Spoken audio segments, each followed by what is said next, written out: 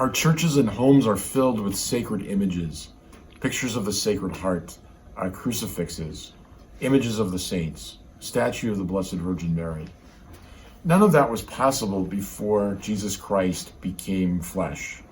So in the Old Testament, there is a strict prohibition of making images, molten images, graven images of gods. So it's clear to the Jewish people, revealed to Moses on Mount Sinai by God himself, that God is invisible, God is transcendent, God is mystery, and that the Jewish people should not conform themselves to the idolatry of the people that surrounded them, who worshipped gods made out of wood, metal, silver, or worship the forces of nature as gods. And that God is one, God is transcendent, he's above all, he's invisible. That changes completely when the Word becomes flesh.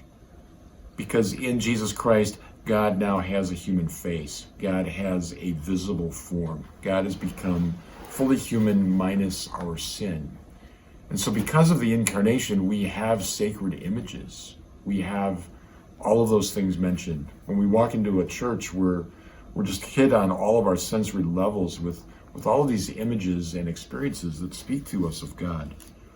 In the readings today, the first reading is Moses going down and is angry with the people because they are worshiping a golden calf that Aaron fashioned out of gold earrings and jewelry while Moses was up on the mountain. And Moses is so angry he breaks the tablets that the Ten Commandments are on because the people have broken the commandments by worshiping false gods.